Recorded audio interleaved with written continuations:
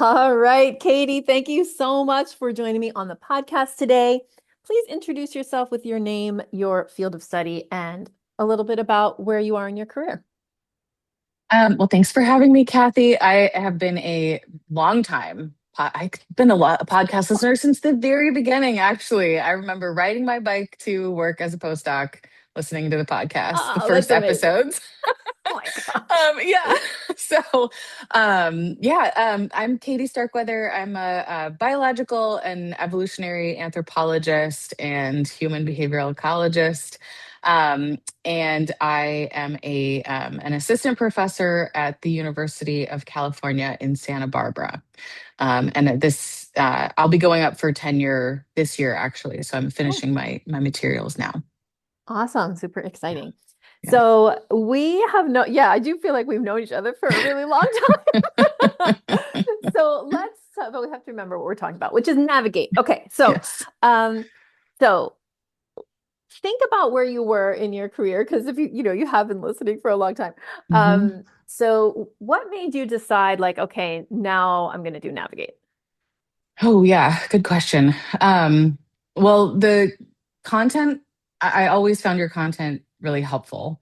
Like I said, I think I found it, I think I found it through Facebook. So Yeah. early, Yep. early Yep. days for me anyway. And then I watched some of your YouTube videos and everything.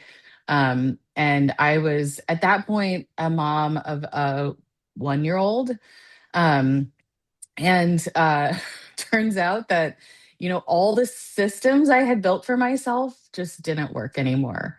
And so I think I kind of like, as I tend to do personally, hemmed and hawed for a while about doing navigate. But then ultimately, I had started an assistant professorship, um, and just thought, like, okay, this is the time. Like, I really want to get on top of things, and give myself the opportunity to um, learn how to create these systems that will allow me to, do the work that I want to do, but also not, have to work or feel like I'm working all the time. Yeah. Yeah. Great. So when you started the program, did you, I mean, do you think that it was the lack of sleep that made all the systems break down, or just the change in your life? Because I say that all the time. I'm like, when Mhm. something big happens, everything changes. Like, so Yeah. could you talk a little bit more about that? Yeah. I mean, I think, like, gosh, I don't know. I feel like my systems had been breaking down slowly Hmm. anyway, Yeah. especially from like before I had kids. When I was doing my PhD, it worked really well for me to do the majority of my writing in like the afternoons and evenings, Yeah. and sometimes even stay up late and do it. Like, that just worked well for me. It wasn't like I had to do that, but I felt, more productive during those times. And so I, scheduled my life around that. I would go like run all my errands in the mornings, or like work out in the morning, and then do, all my work in the afternoons and evenings. Um, and then as I got into a postdoc and had to be in the office during the day, um, and, felt like tired and burned out at the end of the day, so I didn't feel like working. But really, I think after I had started to have kids, I have two now, that was the point at which I mean, too tired. Like, by the time, we got through bedtime, I am way too tired, even still, to really get any kind of meaningful work done. Um, and I was just realizing, like, I have no system for doing this. Like, Yeah. I also had, as a postdoc, these big, like, blocks of unstructured time, Yeah. which also still kind of doesn't work particularly well for me. Yeah. And so having, like, I think, yeah, that was sort of the impetus. Yeah. And it turns out, actually, I also found out that I have ADHD. Nice. Yay. Yeah. And so, like, I think what had happened was, I, like, in my life, and as a graduate student in particular, had set up my life to work well for me. Yeah. And then as a new parent, with all the hormonal changes and the sleep changes and all that kind of stuff, everything just sort of came crashing down. And it was like, I have time to work, but I can't get work done during this Yes. time. Yeah. Yeah. Um, and so I knew that I needed some like additional support Yeah. there. Yeah. So it's been a while since you did your first round of Navigate.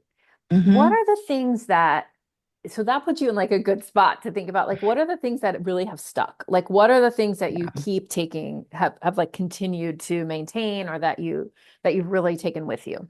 Hmm. I think for me, I was thinking a lot about this. Because I did a second round. I think Yeah. did I just do a second round? I couldn't remember if I have I can't done remember either. I'll have to two look or at your three. account, but Um, yeah.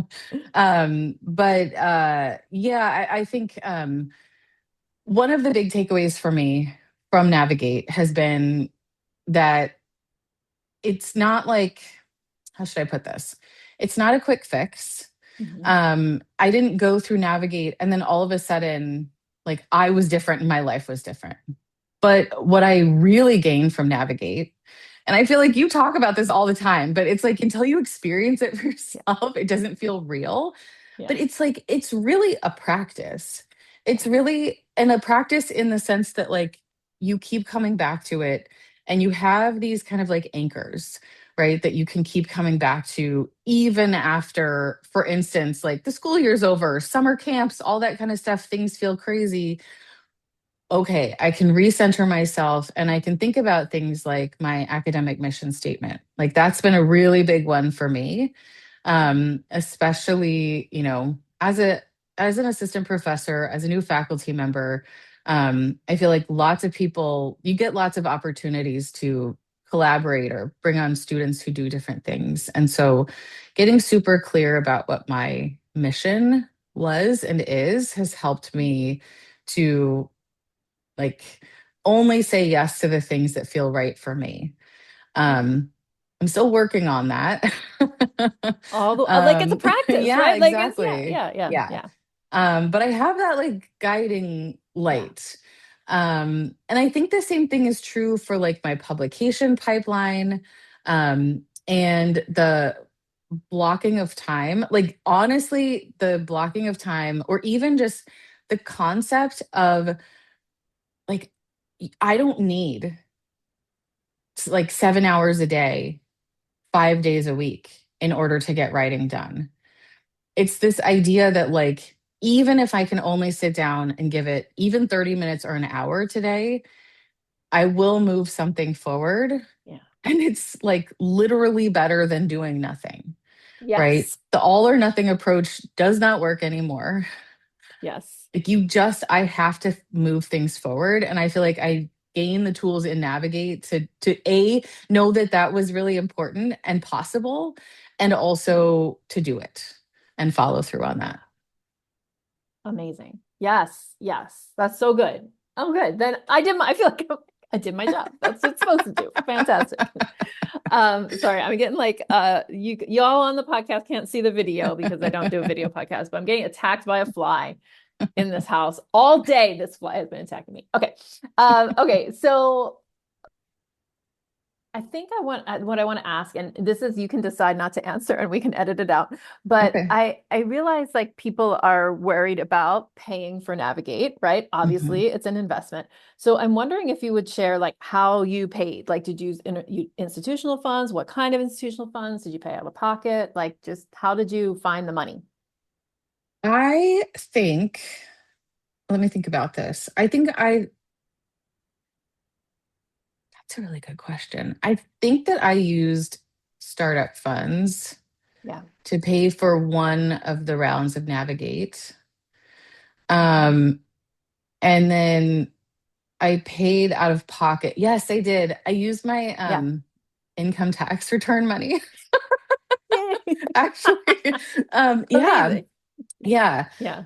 And so yeah, so one of them I paid for myself, and the other one I used startup funds to pay for. And then Yeah. smaller programs that you've run and stuff like that, I usually just Yeah. pay for out of pocket. Yeah. Did you have to ask to use your startup funds, like, or justify it, or did you have kind of autonomy to use them how you I wanted? had to. like the system to actually get them to pay for it was kind of a pain. Um, but I just told them like Yeah. I'm doing this. Yes. Yes. And like when you like when I would submit the, justification or whatever to I don't know, the whatever financial office or The something like people. Yeah. that, the people, you do have to write a justification. And I just wrote like, that this like um publications are one of like the critical facets of my job requirements as an assistant professor. I think at the time, the university I was at then, you also had to talk about like how it benefited the university in the Sure. the financial like whatever justification. And so I also wrote about um, how my publications, basically like I am affiliated with the university. My publications are affiliated with the university, like the university's mission as it was an R1 institution, it still is an R1 institution, Yeah. um, is to produce high quality research. And so that's what this Yeah. was like helping me do. And no one said anything or batted an eye at Yeah. it. So Yeah. yeah, that was Great. just it. Yeah. That's really helpful. I think that's something that like I haven't talked about enough maybe on the podcast. Like sometimes I talk about like I do have like a little process for asking that I probably should share more. But sometimes I think people are like, how would I justify this? Because it's just all about me. But it's not just all about you. It's about it, Right. it really is like in your case, I think it's a great argument to say this Hmm. is increasing the prestige of the university. I'm fulfilling the university's mission by doing this. Hmm. And I don't know if you can speak to like co-authoring and writing with students and things like that, because I really feel like Navigate also helps when your house is in order for those Hmm. things, like you're a much better co-author, a much Yeah. better mentor. So Yes. there's lots of different Yeah. arguments you can make. Yeah. Yeah, absolutely. And I think um like one of the things that like mindsets that I've just kind of carried into academia, into my assistant professor positions, um, in particular, is that it's in my department's and my university's best interest to retain me and to give me Yes. tenure, right? They want to give me tenure. I'm not at Harvard, so right, like Right. where they just Yeah. you They know, don't care. Yeah. kick people out willy-nilly. Like these universities, they care. Like they will lose money if you don't get tenure. And so making the case that this is critical for me to get tenure. You can, right, also talk about training students and how like this is training that I'm getting that I will then help provide to students basically. Yeah. And the fact that like universities have to maintain their like to be a research whatever institution, they Yeah. have to show research productivity. And so Yeah. this is important for that. And this helps with grant writing too. It's not just publications. Navigate does. So I think Yeah. that's also an argument to be made. Yeah, I'm so glad you brought that up. Can you speak to that a little bit more? Like, how did the things that you learned in Navigate help you also with your grant writing? Because we don't like explicitly talk about grant writing a ton. Hmm. So Hmm. could you speak to that a little? Yeah, I mean the process and kind of like structuring of my writing helped a lot with the long and arduous process of getting a grant written by deadline.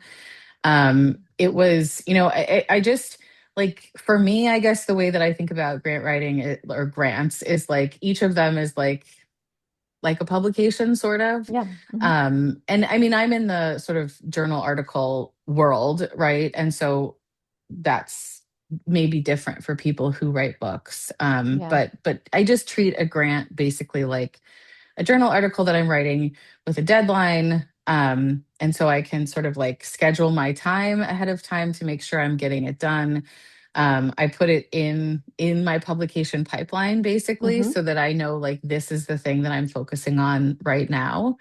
Um, and all of that has helped a lot. And it's just like the idea of setting aside writing time to get this thing done has been immensely helpful. Yeah. Yeah. I mean, in the end of the day, right? Any project requires project management, time Right. management, and practice, right? And so, Right. like a grant, whether it's a grant or an article or something else, you need to be good. Like the skills you learn in Navigate about project management, managing multiple projects at once, Yeah. time management, staying on mission, and writing practice are all like transferable to other things. I mean, we joke in Navigate, especially in like the round two, about like applying it to our home lives and how Yeah. we divide work with our spouses and that kind of thing, because it really is like you can make the case that we're learning like really transferable skills. So Yeah. totally. Yeah. Totally. Yeah. Yes. Yeah. Well, yeah, and I mean like I also like I've started a Substack now because I feel like Yay. I just want to practice writing a little bit Yeah. more. Yeah. And so I think about my like posts that I'm planning for the Substack in a similar way. Yeah. They're part of the pipeline. They're like I try to make them on mission as much as possible. And so all of those skills that I learned to navigate really help with that too. That's so great. Awesome. Cool. So let's talk about like the results. So one of the things we talk about in Navigate is we ask you to choose like a focal project. I think we called it when you were in Navigate the low hanging fruit project. And the idea was like let's kind of really focus on getting this thing out the door by the end of the 12 weeks. Were you Mhm. able to do that? How do you feel like Navigate has helped you actually submit publications? I think, let me think about this. I'm trying to like remember the Yeah. timeline of everything and when I did Yeah. all these things. What I remember is I, for one of the rounds of Navigate in particular, probably both of them actually, I think that my like low hanging fruit was not actually very low. It Yeah. was at the very beginning stages of a couple of different manuscripts. So when I Hmm. started Navigate, it was like early days. So we had analyses done, but really like none of the drafting had happened yet. Yeah. Um, and so I don't think that I did actually submit by the end of the 12 weeks, but I got much closer to submission. Like maybe a few weeks after Navigate ended, I submitted. And Yeah. I think like for me, like one of the real big hurdle usually is the actual like drafting, especially of Mm. the introduction and the discussion.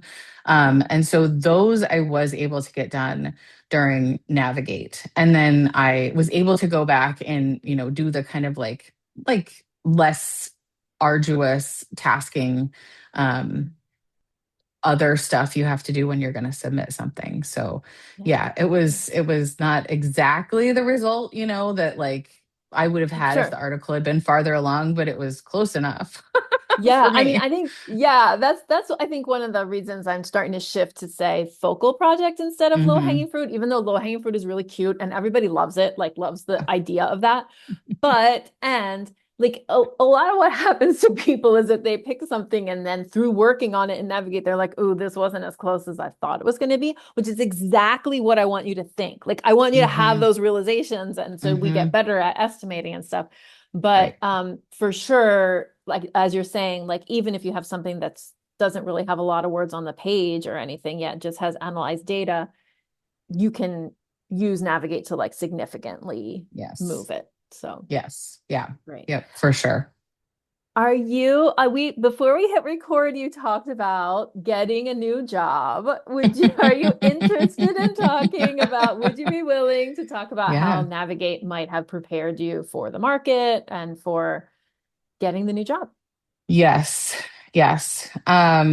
Navigate. I think the first time I took Navigate, I was already in a faculty Yeah. position. So I was an assistant professor at the University of Illinois in Chicago, um, which was a great school and a great department, actually. It just wasn't exactly the right fit for me. Um, Mhm. I, I shouldn't say exactly the right fit. It was not the right fit for me. Mhm, mhm, mhm. Yeah, Like yeah. everything about that life and the department and the university did not fit me well. Okay. Um, and even though, people were great and it was a great job. Yeah. But navigate so Navigate helped me in a number of different ways. The mission statement in particular, I feel like was very illuminating. And it really helped. Like, I would say, I would say that in general, I had pretty decent job materials before.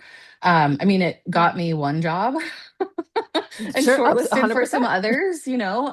So Yeah. my job materials were in decent shape, but I feel like getting really clear about what my mission statement was helped everything else, including like my job talks and all the like the projects, my future projects and all that kind of stuff. Like it just helped clarify and solidify things for me in a way that I think made me a much better candidate because it was like, oh, well, this is what my research program is, if that makes Yeah. sense, right? And Hmm. it centers around my mission statement. Um, and so even if like I'm emphasizing one part of my research program over another, depending on which job I'm applying to, um, it really helped to have that kind of clarification piece for me. It made me more confident in who I was and what I was doing, which is like, I don't know, like 90% of the way there the Totally. Yes, academic yes, job yes. market. Yes. Um, Yeah. and it also helped me. The other thing it really helped me with was it helped me to continue to get publications, like to write journal articles and write grant proposals, even though I was, doing all these other things like writing job application materials and going for Yeah. interviews and all that kind of stuff, right? Which also became a part of my pipeline. Yeah. But yeah, because like the other thing that people will certainly relate to is being on the job market is often all consuming. Um, Yes. and I feel like when I did it early on in my career as a postdoc, it was all consuming. And it was like, well, I'm going to have to take a pause on, writing up publications and stuff right now because that's what I'm focused on being on the job market. And that's fine if you then get a job. Right. But if you If don't, you then what? don't, Yeah. then you've got like months and months of the previous year where you were not productive. And so, like, learning how to do both of those things at the same time was also very helpful. And it helped me be able to kind of like stay on the market and become more competitive, like, Ooh, as the years passed. So, yeah. I yeah, love that. Stay on the market and become more competitive. That is yeah, powerful. Amazing. yeah, So yeah. good. Well, Yes. And I ended Katie, up in yeah, my dream job, Kathy. come Like, on. actually. Yeah, I'm at the University of California, Santa Barbara. Now I've been here for a year. It's amazing. The department is great. Like it's a wonderful, wonderful fit for me. Like Oh, could so not have imagined a better place. And amazing. I'll go up for tenure this year. So Yeah. um yeah. So fingers crossed, by this time next year, I will no longer be an assistant professor, I'm an Yay. associate. So But good. I mean, and can I just say too, like that is the other thing. Like I think Navigate and a lot of your content in general has really like, okay, I'm gonna knock on wood. I Okay. have I Do have it. never been in a situation where I am worried that I won't get tenure. Yes. You know what I Good. mean? Yes. Like, Yes. and tenure has been like as a spot, like a goal kind of along the way, but it's not my only goal. And I have felt very strongly like as long as I continue moving forward and doing the things that I know that I need to do, which I'm able to do consistently because of the Navigate training, um, I will get tenure. I Yes. don't have to stress out about that. And I have not, again, like knock on wood, big time, but I have not been in a situation where I am killing myself to try to get stuff submitted so that I don't have to worry about not getting tenure Oh, at so good. all. It's amazing. It's amazing because a lot of my colleagues have, like, Yeah. over the years have not been in that situation. And so Yeah. that's been huge. And it's been really important as a mom of two young kids to Yes. feel like, I don't have to worry about job security. Um, and I don't have to like be working all the time and take time away from them in order to have job Right. security. So, Oh, yeah. well, and you live in Santa Barbara. Come And I on. live in, yeah, I Yeah. know. We like a 10-minute bike ride from the beach. Come on. It's so good. And it's It's a nice. fit. Also, like, it's so Yeah. lovely to think, like, I am just growing. Like, the way I think of it, right, is I am growing as a scholar. And so I will, of course, meet the tenure requirements, not because I'm Hmm. like rushing towards tenure, but because I am doing what I need to do. I'm on mission. I found a department that's a fit. You know what I mean? Like all of those things, Hmm. which are bigger than just the little checkbox of tenure. Right. Although I don't want to minimize it No, because not it at is a big all. deal, It's a but huge deal. it And it's hits, harder in yeah, some places than others. And I totally. think Yeah. I've been in programs where they've been very like supportive of making sure people get tenure. Yeah. Yeah. And so that Yeah. like I've been very lucky in that sense. Yeah. Yeah. But right. I mean like the idea is like just like don't screw it up. Yes. Like just keep going like Yes. chip off a little at a time and it's Yeah. going to be okay. Yeah. And so, I can let you know at this time next year how Yes, I there want was. you to for sure. You have to let me know. Yeah. Awesome. Well, Katie, I'm just so happy. I'm happy we got to catch up. I appreciate you being on the podcast. So thank you so much for being here. Thanks for having me. Hey there, if you're ready to have results like this and change your writing, publishing, and your career forever, it's time for you to join Navigate. We are enrolling now. All you need to do is find the link in the show notes. It's scholarsvoice.org/navigate. You can read all about the program and click the big pink button to apply. We're enrolling right now for our fall cohort of Navigate, which is my program that teaches you how to publish your backlog of papers. But really, it's more than that. It teaches you these 3 essentials to a flowing publication pipeline. But those 3 essentials won't just change your publishing, it's going to change your whole career. So go to scholarsvoice.org/navigate, find the pink button, hit it to apply. You still have plenty of time to apply before we close applications and enrollment on August 28th. We close on August 28th because we start on August 31st. I can't wait to work with you in this program, and I hope to get your application. I read each and every one individually. All right, apply for Navigate today.